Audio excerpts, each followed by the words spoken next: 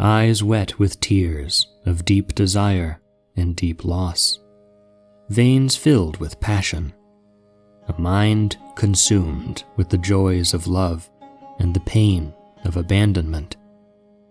All these are inscribed on the memory of a once great princess of the land of Colchis, whose name was Medea. We might think of this miraculous sorceress, the granddaughter of Helios, the sun god, and the high priestess of the dark goddess Hecate, as we think of the moon, like Selene, who, if left without the light of her love, becomes one with the darkness that surrounds her. What forces pass through us? Perhaps, in a moment of grief, we become the most willing vessels, allowing darkness to stream through us. Perhaps, as the tragic playwright Euripides once wrote, "If the gods want it so, mortals can make mistakes."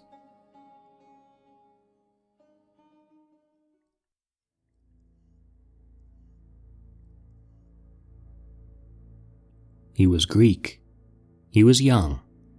He was strong and courageous. He had the strongest of hearts among all. His name was Jason, and he set off from Iolcus in Greece, setting sail with his crew aboard the famed ship Argo to retrieve the Golden Fleece from the far land of Colchis in order to claim his throne. The fleece was a divine symbol of power and authority, whose origins were steeped in myth. It was said that Chrysomalos, a flying ram with wool of gold, brought the hero Phrixus to Colchis. According to the legend, Phrixus sacrificed the ram to Poseidon, and then hung the ram's shining fleece from a tree to be guarded there by a fearsome serpent. Tasked by his wicked uncle, the tyrant Peleus, to retrieve the fleece in exchange for the throne of Iolcus, Jason believed that this was the time for his glory to shine, and, like so many other Greek heroes, that the gods were by his side.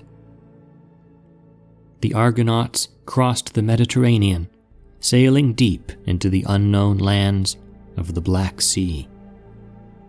And the moment he set foot in the kingdom of Colchis, the lord of that land, King Aeetes, promised to give Jason what he desired, but only if he completed a set of unbelievable tasks, superhuman feats worthy of great Heracles.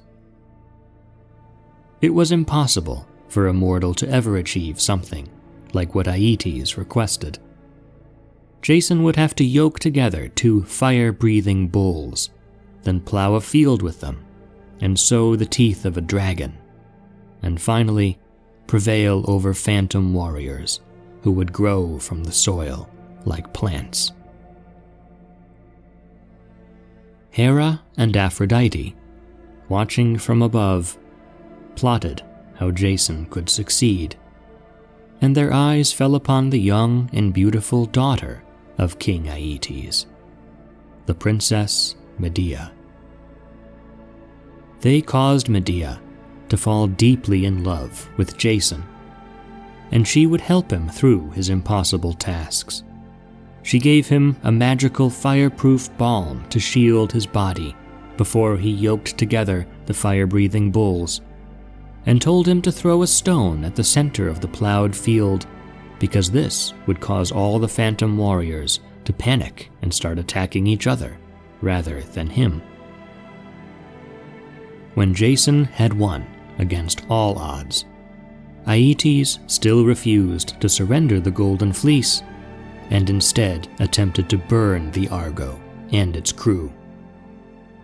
Medea helped Jason once again, and sang the guardian dragon who stood guard over the fleece to sleep with a lullaby, so that he could seize his prize and run back to the ship.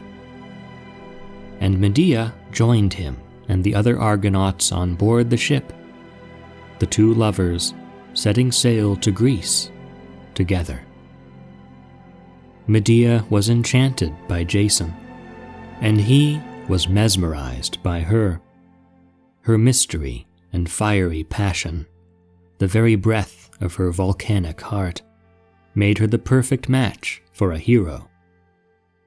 And so Medea chose her own fate for the first time, deciding to leave Colchis and everyone she had known, whom she had ever loved, and to never look back.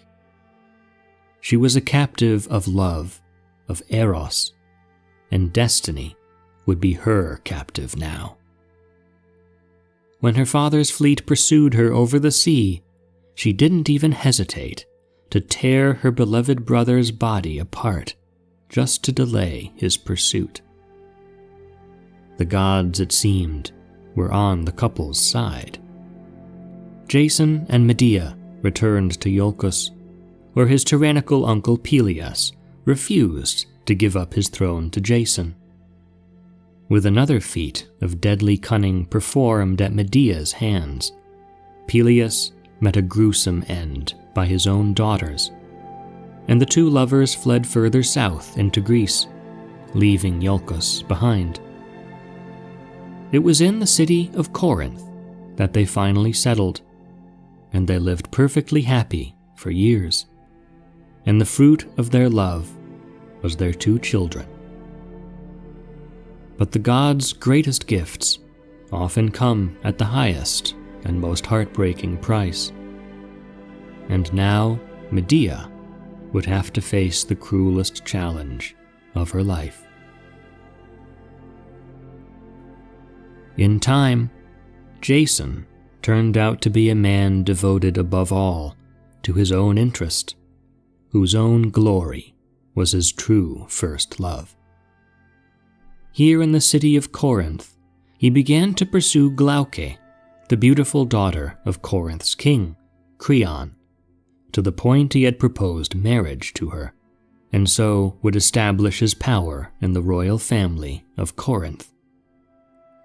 At Medea's home, her loyal old nurse stood by it all, watching in sorrow as her lady endured these insults. "The marriage has changed," she says, speaking through the pen of the playwright Euripides. "Now they're enemies, and their fine love has grown sick. For Jason, leaving his own children and my mistress, lies on the wedding bed of royalty." And the nurse goes on, revealing the silent agony of Medea's lost love. She won't eat. She surrenders her body to the pain, wasting away, always in tears, ever since she found out how her husband had dishonored her. To make matters worse, Creon intended to ship Jason's children, Medea's children, away from Corinth to completely erase Jason's past and eliminate any rival to his hoped-for children with the princess. And so Medea, abandoned, alone, full of grief, hated and isolated in the city that had hosted her for the last years, was closing to herself, diving into the abyss of a bitter heart, and prepared to devour everything around her in pursuit of revenge. Even her own children began to stir anger in her, reminders of Jason and his betrayal.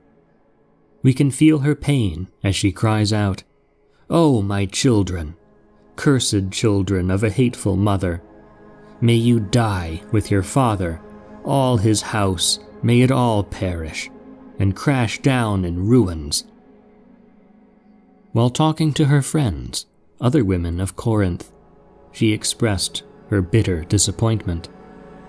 "The man who was everything to me, my own husband, has turned out to be the worst of men. This I know is true. Of all things with life and understanding, we women are the most unfortunate. Jason's abandonment was an even deeper wound for the reliance she placed upon him as an immigrant, a stranger, in this Greek land far from her home on the Black Sea. "I'm alone. I have no city. I am being disgraced by my own husband. I was carried off like a trophy from a barbarian land. I have no mother, brother, or any relation to shelter with." In the depths of her grief, Medea would ask the women of Corinth to stay silent and not stand in the way of her vengeance. Later, when Creon, the king, appeared before Medea's house and ordered her and her 2 children to leave Corinth at once, she begged him, in a show of desperation, to give them 1 more day to prepare, and he grudgingly accepted. The final blow was about to strike against Medea's already shattered soul, when Jason, once the light in her heart and the father of her children, came to her only to push her further into the abyss.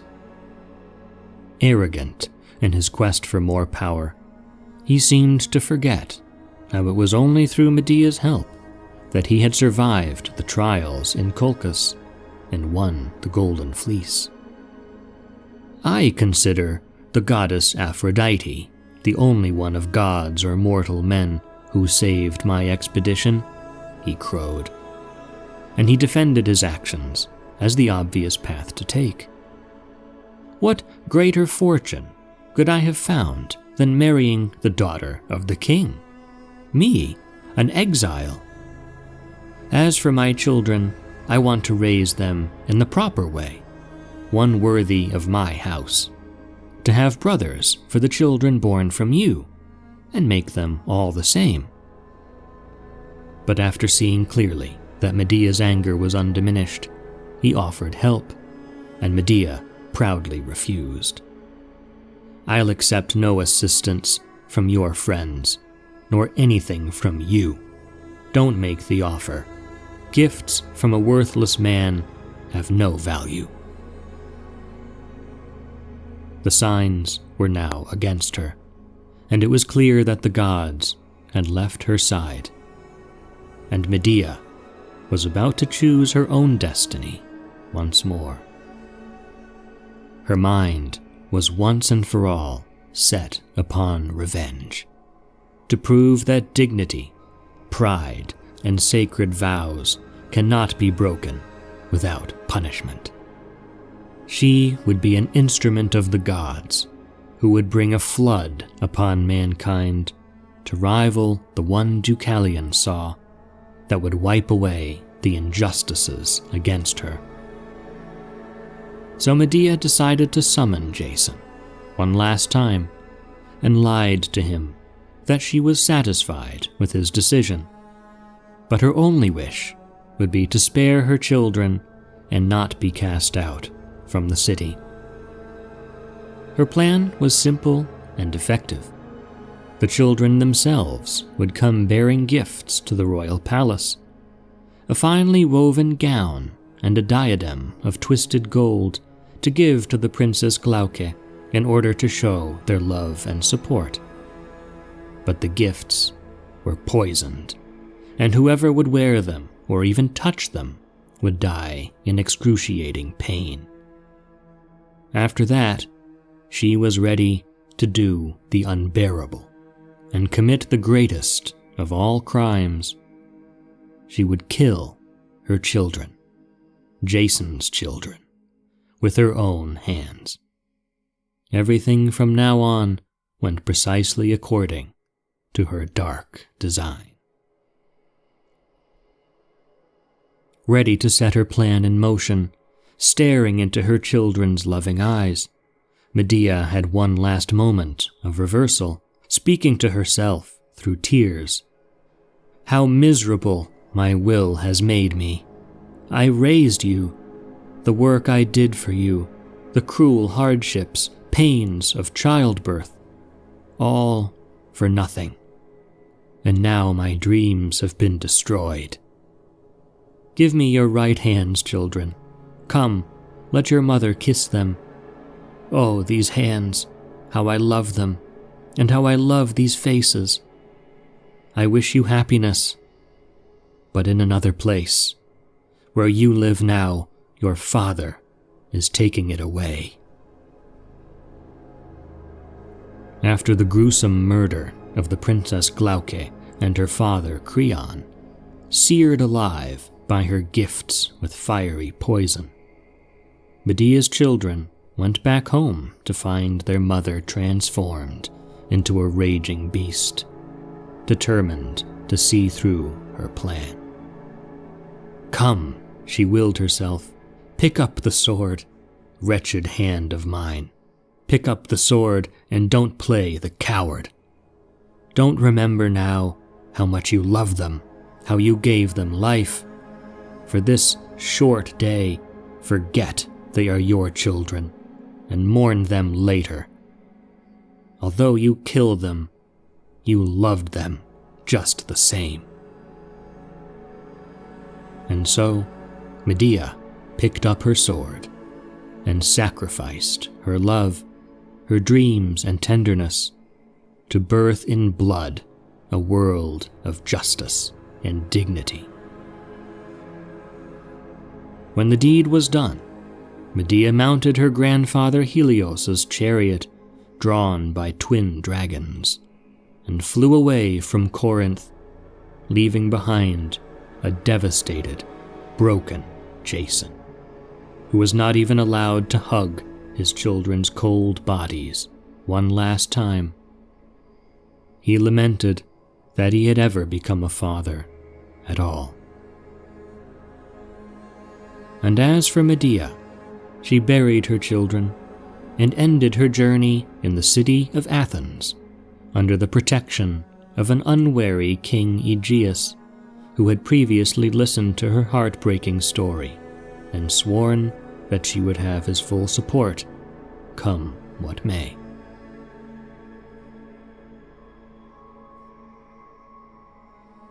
The great Athenian playwright Euripides, known as the philosopher of the stage, describes and perhaps finds meaning in an act as unspeakable as Medea's. Perhaps, as the dark instrument of the gods, she had been chosen to punish human ambition and arrogance through the unstoppable passions that reside within the soul. Medea became the deus ex machina of her own life, forging her own destiny with blood and the sword to deliver herself from an impossible snare. In acts of evil, do we mortals close our eyes on purpose to what is right? After all, as Euripides reminds us, if the gods want it so, mortals can make mistakes.